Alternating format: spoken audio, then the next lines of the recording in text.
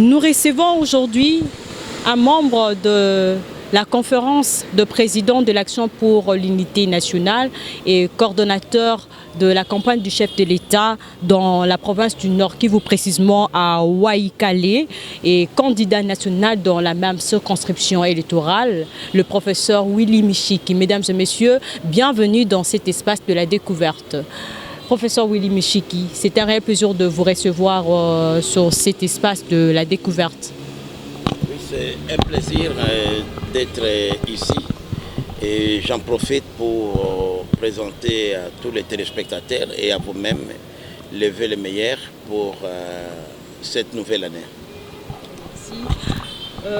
Professeur, la République démocratique du Congo vient de réaliser son 4e cycle électoral, 2e sur financement propre. Avant d'entrer dans le vif de notre sujet, quelle lecture faites-vous de la nation de la souveraineté? Oui, comme vous le savez très bien, madame, la tenue régulière des élections est une disposition constitutionnelle. Les élections doivent se tenir tous les 5 ans et nous avons d'abord félicité la CENI pour avoir respecté cette disposition constitutionnelle. Puisque rappelez-vous que depuis le premier cycle électoral en 2006, chaque fois il y a toujours des violations de la Constitution. Nous allons toujours au-delà des 5 ans. C'est la première fois que le cycle a été respecté, c'est-à-dire que pendant le calendrier électoral a été respecté. Deuxième chose, nous avons tenu ces élections dans un contexte particulier. D'abord avec la Covid-19, qui a pratiquement affaibli les tissus économiques. Un contexte aussi sécuritaire difficile. Vous savez, aujourd'hui, il y a une grande partie de notre territoire qui est occupée par des troupes étrangères. Mais malgré tout ça, la CENI s'est dépassée. Elle a fait fi à tous ces défis-là et nous avons connu des élections. Il n'y a pas d'élections meilleures. Même aux États-Unis, 4 ans après, l'ancien président Trump et continue toujours jusqu'à aujourd'hui à crier à un hold-up électoral. Même dans la plus vieille démocratie du monde, pour vous dire que la plus belle femme ne peut donner que ce qu'elle a. C'est que nous remercions, nous félicitons particulièrement le gouvernement de la République pour avoir mis les moyens nécessaires à la CENI en vue de pouvoir répondre à cette attente. Parce que nous avons donné l'occasion aux Congolaises et Congolais de se choisir leurs propres dirigeants. Certes, il y a eu certaines irrégularités constatées, mais ces irrégularités-là sont minimes et n'ont pas pu affecter les résultats dans l'ensemble. Quand vous prenez aujourd'hui une machine là, même ceux qui disent qu'il y a eu fraude, j'ai dit ici, dans chaque bureau de vote, il y a un système de géolocalisation de machines à voter, les DEV. Et là où il y a un DEV, les DEV envoient directement le signal au serveur central à Kinshasa. Lorsque vous dites à voter, automatiquement le serveur central enregistre les votes. Alors, ceux-là qui ont des machines, des DEV parallèles, ils ne le savent pas, ça n'a pas d'impact, puisque c'est associé à quel bureau? L'unique fraude qu'on peut considérer comme fraude, c'est vraiment souvent dans certains centres, je l'ai constaté aussi chez moi à Walikale, où j'étais coordonnateur de la campagne chef de l'État, c'était parfois des bulletins restants. Et chez nous, on a connu ces cas-là dans quelques 3-4 groupements où les groupes armés se sont imposés à ne pas restituer les bulletins restants et à voter pour les candidats de leur choix. Et vous allez constater que partout, il y a eu des cas, que ce soit dans l'opposition comme dans la majorité, on a constaté des irrégularités partout. J'ai même des cas les plus flagrants au niveau de l'Omami, dans la circonscription électorale de Kamidji, où un député national, membre de l'ensemble, je peux me citer son nom puisque c'est officiel, honorable honorable Chibangu, avec qui on a surpris avec 2 machines à voter. Quelqu'un de l'ensemble. Il y a aussi à Ouvira, dont un informaticien, membre de l'ensemble, on lui a trouvé avec 26 cartes d'électeurs en train de voter. On a même mis des bulletins de vote, Katumbi. Donc pour vous dire que partout il y a eu, mais ça n'a pas eu d'impact sur les votes réellement en général. Vous avez dit tantôt, ces élections ont été entachées de plusieurs irrégularités. Selon vous, à quoi la crédibilité des urnes peut-elle être brandie par le camp présidentiel? Non, nous devons dire d'abord que ceux qui ont occasionné certains cas de fraude, ce ne sont pas des candidats présidents de la République, ce sont des candidats, soit députés nationaux, députés provinciaux et quelques rares conseillers municipaux. Donc l'impact est vraiment minime au niveau de l'élection présidentielle. Mais ce que nous demandons, lorsqu'il y a des cas avérés de fraude, nous-mêmes, nous l'avons dénoncé et nous venons aussi de saisir la CNI pour les cas qui se sont passés chez nous. Je donne mon cas par exemple. Nous avons dénoncé certains cas d'irrégularité dans ma circonscription, mais c'est là, lorsque je calcule mes voix, ça n'enlève à rien. Je suis toujours le meilleur élu de ma circonscription, avec 13 527 voix individuelles, malgré les fraudes. Pour vous dire que ça n'a pas beaucoup d'impact, donc on ne peut pas aujourd'hui parler d'annulation de scrutin au niveau national.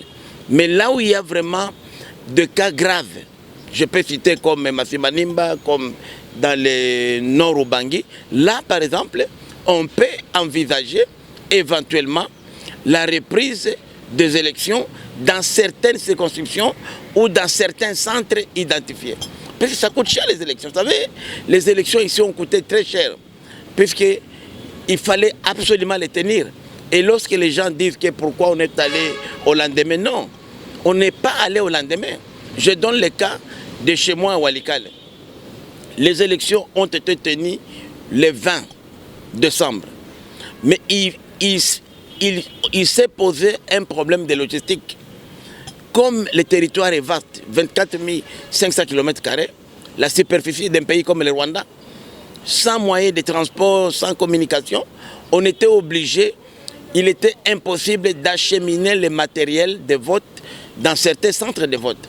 Alors le lendemain, on a commencé aussi à zéro, donc il n'y a pas un centre qui est allé au-delà. Certains centres, par exemple les centres où moi j'ai participé, où j'ai voté, les 20, avant 22h, tout était arrêté. Dépouillement, on connaissait déjà nos résultats et félicitations à la CNI. Moi par exemple, j'ai pu obtenir 98%, 98% de tous les PV de ma circonscription électorale. Ce qui fait qu'aujourd'hui, quand je dis je suis meilleur élu, parce que je compare mes voix avec celles des autres, même les tricheurs. Mais le lendemain maintenant, dans quelques, je crois, 3-4 centres, c'est là où on a repris les 21 à 0, donc le même jour aussi.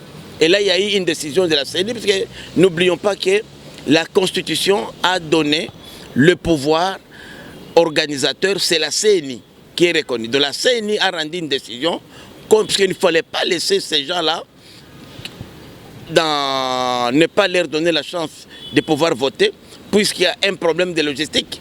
C'est leur droit constitutionnel aussi de voter, et ça n'a pas posé de problème, ça n'a même pas dénaturé les résultats. Puisque s'il y avait des centres qui ont organisé des élections les 20 et ont continué jusqu'au 21, les 22, là ça poserait un problème. Et là c'était pour tout le monde, l'opposition comme la majorité. Donc ceux-là qui parlent de tricherie, non, ils tapent à côté. Et moi je vous dis par exemple, chez moi, dans tous les bureaux de vote, j'ai ici tous les PV, dans aucun bureau, M. Tshisekedi a été deuxième. Pour ne parler que des élections. Il y a même des endroits où, moi-même je n'étais pas premier, mais où lui, partout, tous les bureaux. Donc il était élu massivement, puisque la question de débat, donc le thème de campagne chez nous, c'était la question sécuritaire. Et chez nous, comme nous sommes liés à la terre, et on a trouvé un président qui a tenu tête aux agresseurs, qui a dit, moi, je ne veux pas de négociations juste pour me faire pérenniser au pouvoir, je voudrais de négociations qui respectent la souveraineté de notre pays. Et il a dit, je ne négocie pas avec l'M23, je ne négocie pas avec les Rwandais. Alors nous sommes dit, voilà l'homme qu'il nous faut. C'est pourquoi vous avez vu que le président Tshisekedi a été massivement plus de 90%. Dans les, même nos frères, les Mukwege, les autres qui ont postulé chez nous, n'ont même pas eu même 1% de voix. Donc nous avons été catégoriques, contrairement aux provinces comme Katanga, où les Katangais ont tout eu. Ils ont la primature, ils ont la GECAMINE, ils ont le SNCC, SICOMINE, ils ont même l'état-major général des FADC. Le directeur de cabinet du chef de l'État, c'est un Katangais. Mais quel résultat le chef de l'État a eu? Non. Et ça, le chef de l'État devrait reconsidérer aujourd'hui son alliance avec tous ces gens-là, puisque ce sont des mini-frétins, je m'excuse bien, ils ne peuvent pas lui apporter une majorité. Le chef de l'État devrait regarder dans la mouvance présidentielle d'autres compatriotes qui le soutiennent, qui pourraient lui faire gagner des voix ou ramener la paix au Katanga. Puisque nous avons compris que ceux qui sont avec nous aujourd'hui, dans la majorité présidentielle des Katangais, n'apportent pas grand-chose dans les paniers. Le président Kadima s'est présenté de proclamer les résultats présidentiels par le biais de machines à voter, mais pour les législatives nationales et autres, il y a eu report. Et comment justifiez-vous cette double vitesse? Comme je le disais, j'ai vu des files de votants qui attendaient 2 heures, 3 heures, le temps que les batteries se rechargent. Mais au moins, et ce qui a même justifié la faible participation, parce qu'il y a des gens, comme le vote conformément à la loi congolaise n'est pas obligatoire, comme en Belgique par exemple, il y a des gens qui ne pouvaient pas patienter 2 heures, 3 heures, attendre que les batteries soient rechargées et ils sont partis. C'est ce qui a justifié même le faible taux de participation. Nous sommes aujourd'hui autour de 45 à 50%. Mais au moins, les Congolais se sont exprimés et on a vu que réellement, la majorité des gens, bon, il faut dire aussi que la chance que le président Tshisekedi a eu, c'est qu'il a eu des gens, des leaders d'opinion qui ont fait sa campagne. Et nous avons préparé les élections, parce que la plupart des gens, notamment l'opposition, ne croyaient pas à l'élection. Je me rappelle un d'entre eux qui est aujourd'hui un des chefs des groupes armés, Nanga, il avait géré. Merci Excellence, vous avez battu campagne du chef de l'État, Félix Antoine Tshisekedi en République démocratique du Congo. Quelle a été l'attitude des électeurs sur terrain? Bon, d'abord, la région où j'ai battu campagne, chez nous, la terre est sacrée. Et la question sécuritaire vient même en priorité, même bien avant même que le social. Je préfère ne pas manger, je préfère ne pas me vêtir, mais être en sécurité. C'est pourquoi, chez nous, nous avons apprécié l'approche du chef de l'État, qui est une approche nationaliste, de dire je ne braderai aucun centimètre carré du territoire national pour rester aux affaires. Ils pouvaient faire comme son prédécesseur, par exemple, négocier comme ils ont fait l'accord de Nairobi, faire des promesses, croire que les choses vont marcher et après être même dans l'incapacité de pouvoir appliquer leur propre accord. Et c'est ça le cadeau empoisonné que Joseph Kabila a laissé à son frère Félix Tshisekedi. Et nous avons apprécié cette approche. Une autre dimension importante, c'est que depuis toujours, on présentait les groupes armés locaux comme des bandits, des voyous. Alors que c'était des patriotes qui ne s'opposaient pas au régime en place, mais qui s'opposaient aux envahisseurs. Et aujourd'hui, avec la création de la réserve des FARDC, aujourd'hui, tous les Bazalendo ont indirectement obtenu une reconnaissance légale, ce qui leur permet aujourd'hui de renforcer les rangs de défenseurs de la patrie. Et ces gens-là aujourd'hui, Dieu seul sait investir dans l'avenir. Aujourd'hui, nous avons 5 millions de nos enfants qui sont revenus sur les bancs de l'école.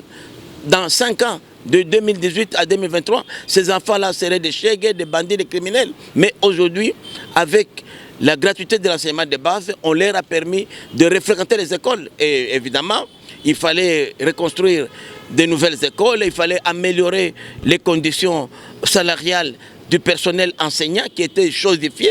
Donc ce sont des choses aujourd'hui qui, moi par exemple, j'ai été directeur de campagne de Jean-Pierre Bemba en 2006, un opposant.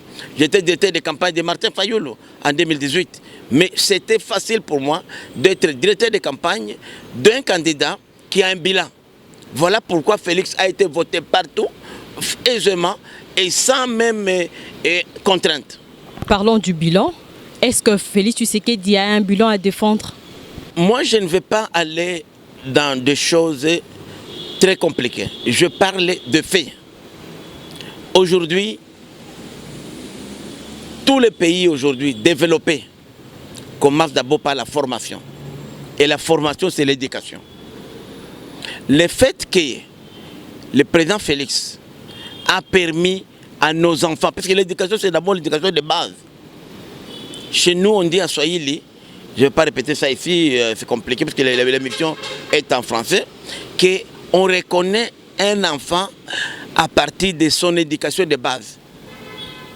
Et un enfant qui n'a pas été à l'école primaire, qu'est-ce qu'il peut faire dans sa vie? Nulle part. Et aujourd'hui, avec la gratuité, il fallait attendre 12 ans. De 2006 en 2012, le pays existait, il y a eu des gouvernements. Pourquoi ces gouvernements-là n'ont jamais appliqué ces dispositions constitutionnelles? Donc si Tshisekedi n'était pas là, jusqu'à aujourd'hui, en 2014, on n'allait pas avoir la gratuité de l'enseignement. A permis à 5 millions d'enfants de revenir sur les bancs de l'école. Ça, c'est quelque chose qui n'a pas même de débat. Il n'y a pas de débat à faire. Lorsque nous parlons de la santé aujourd'hui, regardez même ici à Kinshasa seulement. Je ne vais pas parler de l'intérieur du pays, sur Kinshasa. L'hôpital Mama Emo, c'était les mouroirs. Allez là-bas visiter ça.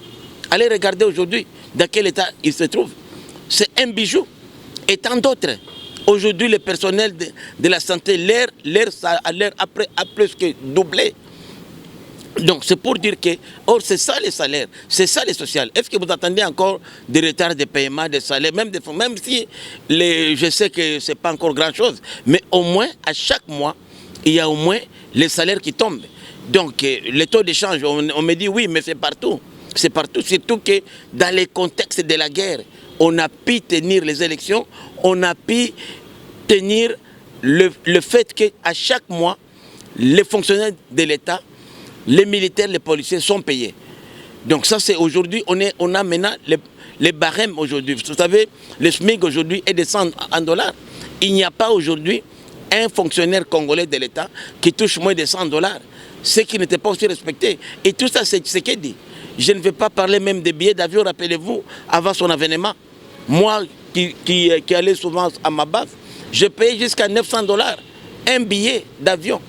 900 dollars. Aujourd'hui, c'est combien?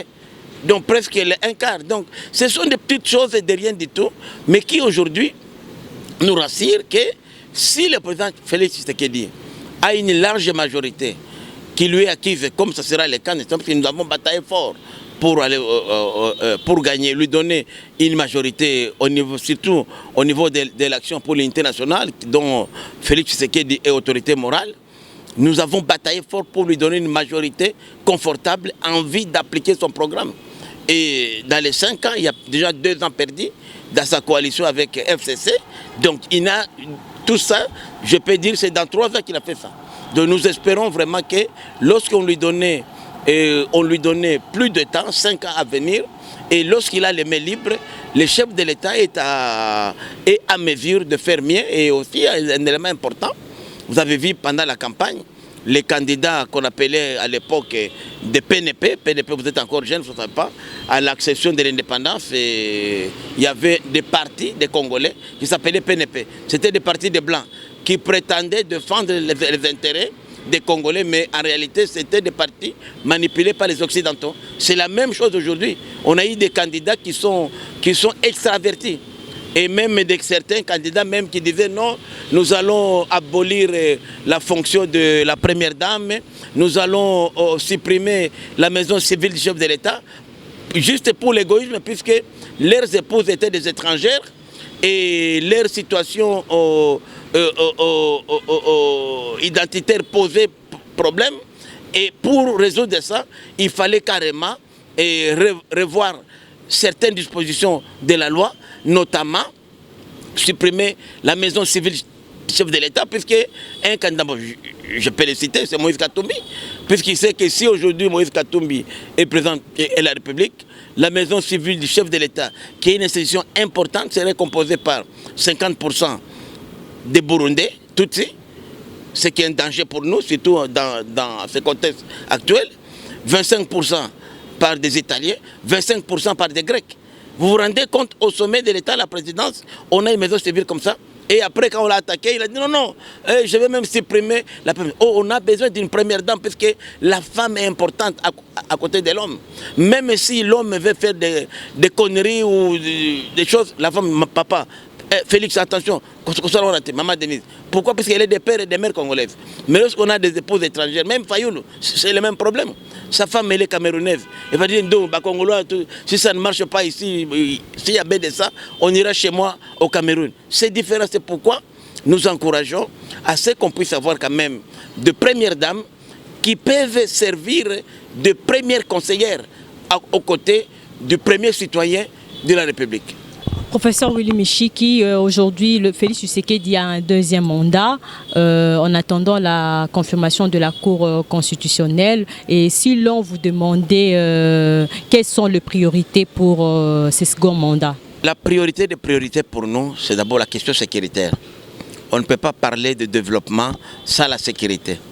Et nous avons félicité les efforts de notre gouvernement qui consistent d'abord à améliorer les conditions sociales de militaires, de policiers et leurs familles. Nous avons aujourd'hui procédé à la formation de plus de 50 000 de nos concitoyens qui ont été formés pour servir la nation. Nous avons intégré dans la réserve des forces armées de la République les patriotes Ouazalendo. Nous pensons que cette donne-là va beaucoup aider pour que nous puissions avoir une armée dissuasive. Puisqu'on peut tout faire, si on n'a pas la sécurité, on ne peut pas parler de paix ou de développement. Deuxième priorité, c'est l'amélioration du social des Congolais. Les Congolais doivent vivre comme les autres citoyens du monde. Et l'amélioration, nous pensons que ça passe d'abord par la création des emplois. Le chef de l'État, dans son quinquennat, il a prévu de créer au moins 6 millions d'emplois. Nous pensons que si réellement les 6 millions d'emplois sont créés, ça peut permettre à générer de nouvelles richesses. Et ça, c'est d'abord le secteur privé. Puisque les emplois, ce n'est pas seulement les emplois de l'État. Et pour créer des emplois dans le secteur privé, il faut être incitatif. Il faut donner des opportunités, notamment, moi je suis par exemple partisan du partenariat public-privé, puisque mon parti à moi est d'abord un parti des droits, nous sommes des conservateurs. Nous croyons que l'État ne doit pas être commerçant, il faut commencer à privatiser la gestion. Et cette vision-là, au sommet de l'État, nous pensons que le président Félix peut améliorer les conditions des Congolais, mais aussi en investissant davantage dans l'éducation, parce que la formation, c'est l'avenir. Nous tous, demain, nous ne serons pas là. Mais ce sont les jeunes. Et pour que les jeunes puissent contribuer, ils doivent être formés. C'est pourquoi je réitère cette recommandation que j'ai reçue partout pendant la campagne, de pouvoir faire bénéficier aux parents, aux Congolais, la gratuité aussi de l'enseignement de base, mais par palier, et de réinstaurer le système de bourse d'études. Mais pas la bourse gratuite comme c'était à l'époque, mais en forme de prêt. On vous donne un prêt et après vos études, lorsque vous travaillez, vous commencez à rembourser les prêts et pour financer les nouvelles générations qui vont aussi bénéficier de ça. Nous pensons qu'avec la volonté que le président Tshisekedi a, avec la majorité que nous allons lui donner, nous l'Action pour l'unité nationale et d'autres partenaires de l'Union sacrée et consorts, nous pouvons donner un Congo nouveau et nous serons très fiers d'ici 2028 de dire aux Congolais, voilà le bilan positif de Tshisekedi. Ok, professeur, nous sommes déjà presque à la fin, mais on ne peut pas quitter. Ils sont pour autant martelés sur ces points d'irrégularité. Aujourd'hui, la Commission électorale nationale indépendante vient d'annuler les élections de certains candidats. Comment réagissez-vous quant à ce? D'abord, je dois dire coup de chapeau à la CENI et au leadership de Denis Kadima. Il a prouvé réellement que, contrairement à ce qu'on croyait de lui, c'était un homme qui est au milieu du village. La CENI aujourd'hui a rassuré. Vous allez voir que dans les cas, les 82 premiers lots des invalidés, il y a toutes les formations politiques qui sont là. Même la mienne, même mon regroupement, mais nous on n'a qu'un seul, dès aujourd'hui. Vous avez une machine à voter. Où est-ce que vous l'avez eu? Pas nécessairement à la CENI.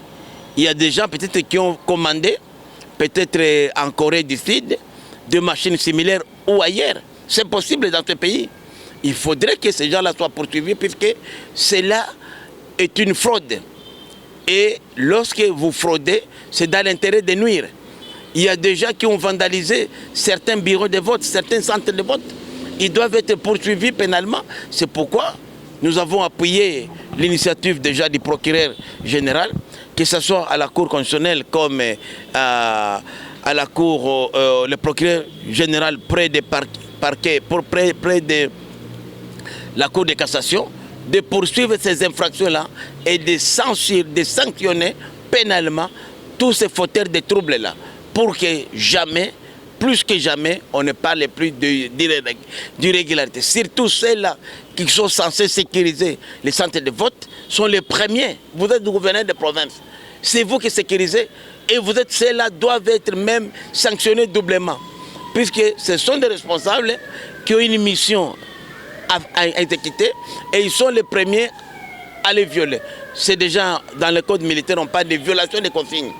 Donc nous saluons le courage de la CENI. Ce n'est pas facile, surtout de sanctionner les membres du parti au pouvoir, du regroupement au pouvoir. Ça montre que vraiment, contrairement à ce que nous croyons, la CENI est réellement indépendante et nous devons tous l'accompagner. La société d'observation de l'Église catholique et protestante a reconnu qu'il y a un candidat qui s'est distingué, malgré que j'avais suivi avec vraiment dégoût un jour dans la prêche du cardinal Ambongo qui disait que non, lui et certains catholiques avaient de la sympathie à l'égard de Moïse Katumbi à cause de sa foi catholique, comme si c'était le seul politicien catholique. Ça c'est vraiment une discrimination négative, je dis bien négative, puisque les catholiques ils sont dans l'opposition comme dans la majorité. Et malgré ça, ils ont reconnu la victoire de Tshisekedi, malgré qu'ils ne le souhaitaient pas. Mais c'est ça la volonté. Il faut aussi respecter, parce que dans les élections, il y a toujours un gagnant, il y a un perdant. Ça pouvait être Moïse. La preuve que Moïse, presque là où il a eu peu de voix, c'est au Katanga. C'est pourquoi j'ai dit que le chef de l'État doit sanctionner les leaders katangais de l'Union sacrée, de sa mouvance, puisqu'ils ont été incapables de l'accompagner dans leurs provinces respectives. Voilà, le chef de l'État doit rebâtir un nouveau Congo. Mesdames et messieurs, c'est la fin déjà de notre émission. Chers internautes, merci pour votre attention particulière et bonne suite de programme sur nos antennes. Et je vous demande de s'abonner massivement. Au revoir.